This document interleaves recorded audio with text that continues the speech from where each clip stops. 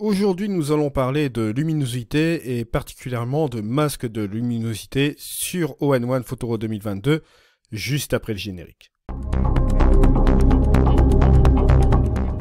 Bonjour à toutes et à tous, mon nom est Dickinol. Si vous débarquez pour la première fois sur ma chaîne YouTube, je vous souhaite la bienvenue. Ici, on parle de post-production traditionnelle et créative sur les logiciels de post-production et bien évidemment, on parle de photographie en règle générale. Alors aujourd'hui, on se retrouve sur All-in-One Photoro 2022 et en fait, je me suis dit qu'on allait parler de masque de luminosité et de la luminosité en règle générale dans ce logiciel car vous allez le voir, c'est un principe qui va être très utile dans All-in-One Photoro 2022. Mais avant de commencer et avant toute chose, je vais vous renvoyer sur une vidéo que j'avais faite et ça j'y tiens. Alors on y va ici, cette vidéo s'appelle tout simplement la formation Photoshop en français. Bon, j'ai ici la synthèse additive RVB et la luminosité. Pourquoi je reviens sur cette vidéo et qu'on parle d'All-in-One Photoro 2022? Car vous avez un chapitre dans cette formation Photoshop en français sur la synthèse additive RVB et la luminosité. Alors, ce chapitre, vous irez le voir. Ici, c'est dans le chapitrage, forcément, vous avez un chapitrage complet sur cette vidéo. Dans ces chapitres, il s'agit du chapitre synthèse RVB additive et couleur.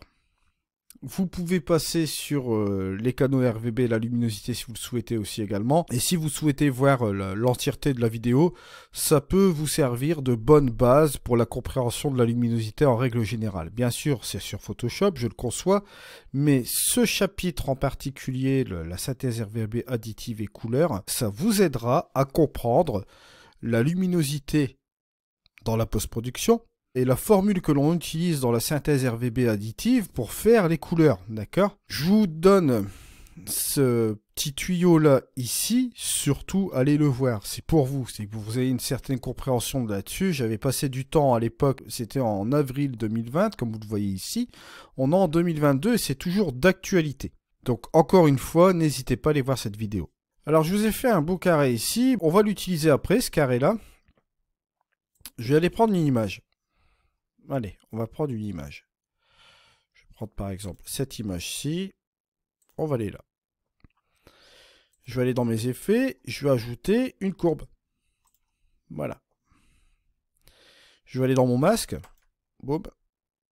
Si vous l'inversez, noir ou blanc. Blanc, vous savez ce que c'est. On va activer l'effet sur toute l'image. Si par exemple je baisse ma courbe, on applique l'effet sur toute l'image, c'est-à-dire que bon, cette courbe ici qu'on aura utilisée, bien sûr, ça va s'appliquer sur toute notre image là, comme cela. Si je fais inverser, on enlève l'effet, parce qu'il est en noir. Je vous rappelle, hein, allez voir les différents chapitres qu'on a fait sur All-in-One Photoro, les précédents, bien sûr. Alors moi, ce que je vais faire, je vais le mettre en blanc, mais je vais appuyer sur l'humaine ici. Boum. Petit changement. Vous voyez que si j'enlève la courbe, hop, là on a notre image normale. Si je l'active, vous voyez qu'on a une sous-exposition légère, mais dans certaines parties de l'image. Et ça se fait vraiment légèrement. Je vais appuyer sur mon affichage, ou on peut appuyer sur O, hein, pourquoi pas. Voilà. Et on a ici notre image, une représentation en noir et blanc. Une représentation en noir et blanc focalisée sur les hautes lumières. C'est-à-dire, je m'explique, le blanc sera affecté, le noir ne sera pas affecté. Mais ici, on a, comme vous voyez dans cette image, beaucoup de blanc ici dans les nuages, bien sûr. Et on a du gris clair, du gris foncé. On n'a pas vraiment du noir, peut-être ici un petit peu dans le centre, voilà. Ce qui veut dire que, en fait, la courbe va s'appliquer principalement sur les nuages ici, comme on le voit là, puisque c'est plus ou moins blanc. Sur la partie grise ici, un petit peu plus sur le bâtiment là. Mais pas vraiment à l'intérieur de l'image, bien sûr. Si j'enlève mon affichage, regardez, preuve en est, je prends ici ma courbe. Si je baisse ma courbe, regardez ce qui se passe. On a principalement ici une diminution de la luminosité, comme je vous l'avais dit, au niveau des nuages et au niveau du ciel. Un petit peu ici, bien sûr, c'est progressif, parce qu'on est basé sur les hautes lumières. Donc on baisse tout simplement les hautes lumières ici. A contrario, j'ai encore affiché mon masque. Si je clique sur inverser, boum, que se passe-t-il? Là, on se focalise sur les tons les plus foncés. Les tons les plus foncés, si j'enlève mon affichage, dans mon masque, ici, bon, je vais remettre ma courbe ici comme ceci. Voilà. Là, que se passe-t-il? Si je baisse ici la luminosité, regardez ce qui se passe. On va avoir tendance à baisser les tons les plus sombres. Au niveau des ombres ici. Et vous voyez que là, par définition, ici, au niveau des nuages, la luminosité ne va pas trop se baisser. Si je fais mon affichage, regardez ce qui se passe ici. Au niveau de la sélection des ombres, on sélectionne principalement le bâtiment qui est là, plus ici à l'intérieur, donc au niveau des noirs qui sont ici. Au niveau de l'ombre, hein, d'accord. Et ici, on a du gris foncé, donc forcément, ça va s'appliquer beaucoup moins. Et là, bon, forcément, c'est encore plus gris foncé. Alors, on approche complètement le noir. Donc, ça ne s'appliquera presque pas non plus également. Donc, si vous avez ici sur l'affichage, regardez, hop, si je baisse ici ma luminosité avec ma courbe, vous voyez qu'on va impacter tout simplement les pixels les plus sélectionnés ici. Alors, vous allez me dire, ouais, Eddy, c'est bien beau ton truc. Bon, on va inverser la phase. Là, on utilise les hautes lumières. Là, ici, ce sera plus les ombres. Facile. Mais est-ce qu'il est possible aussi également de préciser ce masque davantage, c'est-à-dire de faire une sélection un petit peu plus précise quand même, mis à part ces deux masques? Bien sûr que oui. Et vous allez le voir tout de suite. Si j'utilise mes niveaux, regardez ce qui va se passer. Bon, là, on est sur une sélection des ombres. Hein, on ne prend pas la sélection des hautes lumières. On va commencer par les ombres. Je vais prendre mon curseur ici, d'accord, des noirs. Si je le rapproche vers le centre, regardez ce qui se passe. On va sélectionner plus de pixels sombres. Pourquoi? Pour la simple et bonne raison que les pixels sombres ici seront plus blancs, comme vous voyez là. D'accord? Si je reviens à l'initial, regardez, on va en sélectionner, mais la sélection sera moins importante. Là, regardez, si je viens ici vers la droite, on prend plus de pixels noirs, bien sûr, pixels sombres plutôt. Donc, on aura une sélection plus complète ici au niveau de notre masque. Si j'enlève mon affichage, regardez ce qui va se passer. Boum, là, on va baisser davantage la luminosité sur cette partie-là. Si, regardez, je n'affiche pas le masque, mais je le laisse par définition ici, que je tire sur les niveaux, sur le point noir, que je le remets à sa position initiale, vous voyez que là, on sélectionne moins de pixels noirs. Et là, ce sera un petit peu plus souple au niveau de la sélection, comme vous voyez là. Si j'en sélectionne plus, on aura une tendance d'avoir un masque ici. Et donc, si on baisse la luminosité avec la courbe, ce sera beaucoup plus violent, on le voit. Si je reviens ici, forcément, non. Maintenant, au niveau de la sélection du masque, si je souhaite enlever des pixels de haute lumière, je vais prendre mon point blanc et je vais le ramener tout doucement ici, vers les tons moyens. J'enlève l'affichage. Et là, bien évidemment, on va être encore plus sélectif avec nos points les plus sombres, d'accord, sans sélectionner, bien sûr, cette partie-là. Puisqu'on aura sélectionné davantage ici, cette partie du masque-là. Je dirais encore même plus, je vais remettre ça bien sûr à 0. Là, on a du gris plus ou moins foncé, donc ce sera légèrement affecté. Regardez, là, on revient par définition sur le truc initial au niveau des ombres. Si on baisse, forcément, on va interagir légèrement au niveau du ciel. Mais si je ne veux pas, boum, je n'interagis pas au niveau du ciel. Bien évidemment, sur la partie la plus claire. La partie la plus foncée ici au-dessus, si je vais sur l'affichage, elle est affectée bien évidemment. Alors, je vais revenir ici à l'initial. Et on peut jouer avec le curseur de ton moyen aussi également. Si je vais vers la gauche, on assombrit les tons moyens. Si je vais vers la droite, on ajoute plus de tons moyens pour arriver quasiment à une image, on va dire, plus ou moins blanche. Vous voyez l'importance ici des tons moyens. Si vous regardez ici au niveau de l'histogramme, on bouge les tons moyens dans le masque. Ce qui veut dire que si on va ici dans l'affichage, si je vais vers la gauche, regardez ce qui se passe, on prend moins de pixels dans l'image, forcément. Et vous allez voir que là, si on bouge ici la courbe, on va assombrir notre image, mais vraiment légèrement. Par contre, à contrario, si je prends mes tons moyens et que je vais directement sur la droite, regardez l'impact sur l'image ici, sera beaucoup moins souple. Alors, bien évidemment, on parle de la sélection des ombres. Maintenant, on va compliquer un peu l'affaire. Je vais inverser la phase. Boum. Là, on va prendre la sélection des hautes lumières. Donc, si je regarde mon image, sélection des hautes lumières, vous voyez ici qu'on a principalement les nuages, là. On a quelques pixels lumineux, bien évidemment, sur la mine que vous voyez là.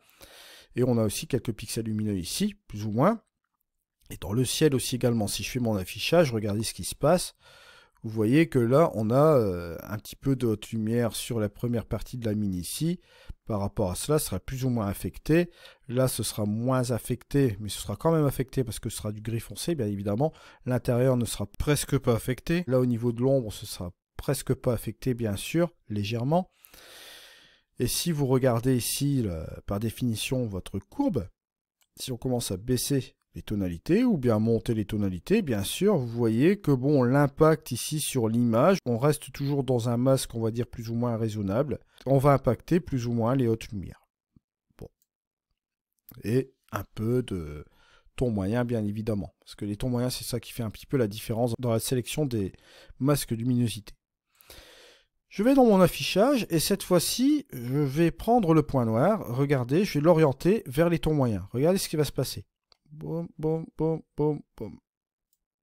Que se passe-t-il? Là, on est en train de chasser tout ce qui est ombre. Regardez. Là, c'est légèrement affecté, on le voit, hein, c'est légèrement gris. Mais si je vais vers les tons moyens, juste comme ceci, regardez ce qui est en train de se passer, là, je suis en train de les chasser. Et donc, si je refais mon affichage ici, vous allez voir que là, au niveau de la mine, là c'est pas compliqué, vous allez avoir quelques points qui vont être affectés. Ces points qu'on voit ici sur la mine, mais là, les parties noires ici ne seront pas affectées. Notamment ici aussi également, et la partie là du ciel. Alors vous voyez que là, ça va avoir un impact aussi également sur la façon de gérer ici notre courbe.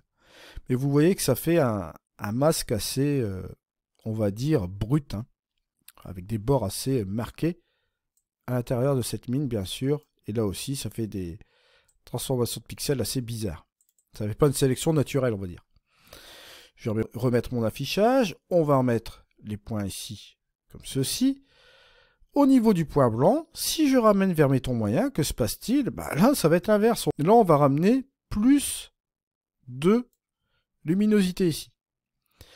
Et si j'enlève l'affichage, vous allez voir ici qu'on va tout simplement sélectionner plus les points lumineux. Et vous voyez que ça va avoir un impact assez violent aussi au niveau de la sélection, au niveau de la courbe, si je baisse ici tous mes pixels. Bien sûr, j'ai pris la courbe, j'aurais pu très bien prendre un contraste dynamique, un autre effet, etc. On pourrait même très bien l'affecter sur un calque pour faire un blending. Je ne vais pas compliquer l'affaire aujourd'hui, je vais utiliser cela bien sûr sur un effet pour bien que vous compreniez l'impact d'un masque de luminosité. Je reviens ici, on repart au milieu, on repart à la fin, pardon, et je vais prendre mon curseur de ton moyen. Là, cette fois-ci, si je vais vers les noirs, les sombres, les ombres, que se passe-t-il? Je vais avoir plus de pixels de ton moyen dans toute l'image pour la sélection dans ce masque. Donc regardez ce qui va se passer. Lorsque je vais prendre ma courbe, si je baisse ou je monte ici ma courbe, ça va avoir un impact dans mon masque, on va dire, sur une bonne partie de l'image, puisque l'image sera grisée ici dans son masque, d'accord? Je vous rappelle, on est dans du gris clair. Ici, on se rapproche plus de la couleur blanche, donc par définition, ce qui se passe, il n'y a pas de secret, on va impacter quasiment 90% de l'image ici. Si je prends mon curseur de ton moyen, que je vais dans les hautes lumières, là, cette fois-ci, vous voyez, on assombrit quasiment la totalité, quasiment ici de l'image, à part quelques petites portions là, ici. Si j'enlève l'affichage et que je viens ici, regardez l'impact que je vais avoir sur ma courbe, bien sûr, on va avoir un léger impact au niveau des nuages, puisque là, on est en train de réduire ici la sélection. Bon, si je reviens un petit peu plus ici, vous allez voir que là, la sélection se fera de manière un petit peu plus naturelle, comme vous voyez là. En fait, gardez à l'esprit quand même, ici, avec les masques de luminosité, vous avez deux sélections. La sélection pour les hautes lumières, donc à chaque fois que vous allez impacter un effet sur un masque de luminosité sur les hautes lumières, ce sera basé bien sûr sur les hautes lumières. Et en inversant la phase, vous allez avoir un impact plus sur les ombres. C'est la première chose que vous devez garder en mémoire. Si vous devez d'abord utiliser un masque de luminosité pour les hautes lumières, sachez quoi choisir dès le départ. Vous prenez un masque de luminosité pour les hautes lumières ou vous inversez la phase et vous prenez cela bien sûr pour les ombres. C'est pas plus compliqué que cela. Alors ensuite, vous avez bien sûr la possibilité d'utiliser quelque chose d'autre, parce qu'on va faire un truc complet aujourd'hui. Je le remets en haute lumière, ou bien en ombre. On va sélectionner les ombres. Vous avez ici ce qui s'appelle Window, la fenêtre du masque. Et là, vous avez la possibilité aussi de gérer, comme vous le voyez ici,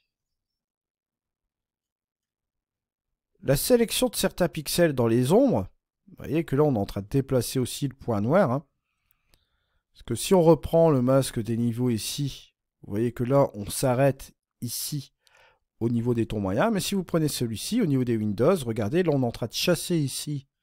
On est en train de sélectionner une plage beaucoup plus importante, vous voyez, juste comme ceci. On est en train de modifier sa sélection. Vous voyez, pour avoir une sélection quasiment complète, juste ici. Si je reviens en arrière, par contre que je prends le point blanc, regardez ce qui va se passer. Je suis en train d'inclure ici les hautes lumières, comme vous voyez ici, dans cette plage-là. Et si j'arrive ici vers la gauche, sur le point noir, on obtient quasiment une sélection complète. Un peu comme le point noir qu'on déplace ici, juste comme ceci. En fait, ce Windows ici nous permet de déterminer une zone de travail, juste comme cela, au niveau de la sélection. C'est un petit peu plus brutal au niveau de la sélection. Vous allez le voir même d'ailleurs tout de suite, si j'enlève l'affichage et que j'utilise ici cette partie-là, vous allez voir qu'au niveau de la sélection, ici, ce sera beaucoup plus brutal. C'est pour cela que moi, je vous préconise d'utiliser les niveaux, principalement. On peut affiner la plage, hein, comme vous voyez, grâce à ce Windows ici, et continuer à travailler sur cette partie-là, pourquoi pas. Ça peut être utile aussi. Regardez, on peut ici faire quelque chose de relativement intéressant. Mais je vous préconise d'utiliser principalement les niveaux. Vous pouvez aussi inverser la phase. Et là, cette fois-ci, c'est pareil. On est sur une sélection des hautes lumières. Là, ce sera bien sûr inversé. Vous allez chasser plus tout ce qui est point noir, bien évidemment. Et là, à l'inverse, vous allez chasser toutes les hautes lumières. Voilà, juste comme ceci. Ça peut être pratique aussi pour gagner du temps. C'est une plage assez rapide qui peut vous permettre de gagner du temps ici sur vos effets que vous voulez attribuer, bien sûr. Alors pour terminer aussi la chose, parce que bon, on va vraiment aller dans le vif du sujet aussi, vous avez la possibilité, si vous le souhaitez, bon, là par exemple, on revient sur une sélection des ombres. Si je sélectionne ici davantage de choses, que je reviens ici avec mon point blanc et que je supprime certaines choses, il se peut aussi que on se dise qu'on veut supprimer une petite partie de l'image qui ne nous intéresse pas manuellement. Vous prenez une brosse, vous supprimez par exemple ici cela de votre masque. Toujours possible de le faire, bien sûr. Et après, bon là j'exagère hein, volontairement, on peut toujours affiner ce masque, bien sûr, mais les parties que vous aurez effacées ne seront pas affectées par le masque, d'accord? Ce qui fait que vous allez travailler sur le reste de l'image sans les parties que vous avez effacées, bien évidemment. Bon, là, je l'ai fait grossièrement, attention. Hein. À vous d'être un petit peu plus fin, bien sûr, mais vous voyez que là, on applique, bien sûr, la courbe sur la partie sélectionnée ici, et la partie qu'on a effacée ne sera pas affectée, bien sûr. Ça, c'est encore une autre possibilité. Bon, je vais remettre l'affichage, on va réinitialiser l'ensemble, je vais remettre un lumen. Vous avez aussi une autre chose, bon je vais encore réinverser la phase, bon là on va sélectionner ce truc là ici, je vais enlever cette partie là. Vous avez une densité ici qui est relativement intéressante, voilà. Ça vous permet ici d'être sur un masque blanc, et ici, bon de garder ici la totalité de votre masque bien sûr, ce qui fait que vous pouvez sélectionner grâce à ce curseur de densité, ici, pas mal de pixels ici dans l'image. Ça vous permet de raccrocher un peu l'arrière-plan ici, dans ce cas de cette image, bien sûr, avec ce premier plan que vous voyez là. Au niveau de l'affichage, vous voyez que là, au niveau de la densité, si je vais ici vers la gauche, on sélectionne ici l'ensemble, et donc par définition, là, on va utiliser l'ensemble de l'image pour attribuer la courbe. Si par exemple, je vais en densité ici, on utilise bien évidemment le masque de luminosité qu'on a attribué là. Mais si on veut l'attribuer à 50% ou bien à 40%, on peut le faire aussi également. Vous voyez, juste comme ceci. Ensuite, vous avez aussi la progressivité. La progressivité, ça va s'appliquer sur les bords. Regardez. Là, le masque de luminosité va se troubler un peu. Si je me mets au niveau de mon affichage, regardez ce qui se passe. Bon, là, vous voyez que ça va s'appliquer, on va dire, légèrement sur les pixels, bien évidemment. Bon, au niveau des bords, là, ça fait pas super sympa. D'accord? Si vous revenez, on va dire, comme ceci, ça va être super trouble au niveau du masque. Ça peut être utile dans certains cas, bien sûr. Comme vous voyez là, bon, ça marche relativement bien. Mais bon, ça peut aider justement pour éviter d'avoir des bords qui soient trop prononcés. Et pour affiner un petit peu votre masque aussi également. Vous avez tous ces outils qui sont très très pratiques au niveau de cette luminosité. Alors je voulais revenir bien sûr sur autre chose. On va réinitialiser l'ensemble. Je vais reprendre mon carré de tuto de luminosité pour bien que vous compreniez aussi l'ensemble. On va revenir sur l'effet. Je reprends toujours ma petite courbe. Ce sera parfait pour l'exemple ici. Bon, si je baisse, vous voyez que là, forcément, au niveau de l'histogramme, hop, au niveau de la luminosité, on voit qu'on se pointe ici vers le point noir. À l'inverse, regardez, hop, c'est plutôt l'inverse. Vous voyez ce qui se passe. On va ici se coller vers le point blanc, juste comme ceci. Bon, ça ne change pas. Par contre, si je lui attribue un masque, regardez, hop, si j'utilise un masque blanc, bon, là forcément, si je vais baisser, on va avoir toujours le même impact. Si je vais prendre une inversion ici, on n'aura rien parce qu'on a un masque noir. Si je me mets en luminosité,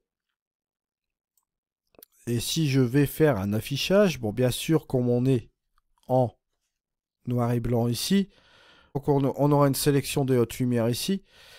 Si on joue ici forcément avec le point blanc, regardez ce qui se passe, forcément, on va appuyer ici le masque luminosité sur la droite.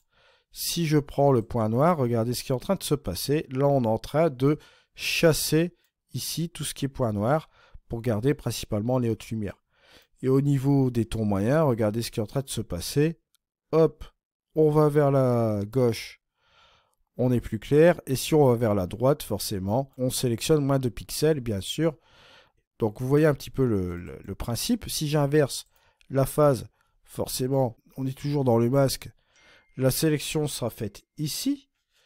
Et donc, par définition, si je prends mon point noir ici, comme on sélectionne les ombres, là, forcément, on va sélectionner plus les ombres qui sont ici. Si je viens ici, que je prends mon point blanc, forcément, que se passe-t-il? On chasse le point blanc. Si je reviens ici avec mes taux moyens, j'en sélectionne plus davantage si je tourne vers la droite ici. Et si je vais ici, forcément, ce sera l'inverse. N'oubliez pas que tout est inversé. Là, on est sur une sélection des ombres. Donc, le blanc va partir vers la gauche. Si je vais sur les hautes lumières, j'inverse. Là, ça ne changera pas. On est sur le même masque, on va dire, que sur l'image originale. Parce que je vous rappelle qu'on est sur du noir et blanc. Donc, que se passe-t-il? On va rester ici sur une sélection ordinaire. On n'inverse pas la phase. Vous voyez que si on inverse la phase, on travaille ici sur la particularité sur les ombres. Et c'est pour ça que le curseur des ombres, ici, on le sélectionne davantage. Tandis que si on est en sélection de haute lumière ici, là, forcément, on chasse les ombres. Et on garde ici plus de haute lumière, juste comme ceci. Voilà un petit peu le principe. Je vais réinitialiser. On peut laisser le lumen. Bon, j'ai enlevé l'affichage. Vous voyez un petit peu le principe de cette chose ici. Je vous remercie de m'avoir suivi. On se retrouve dans une prochaine vidéo. C'était Eddy. Allez, au revoir.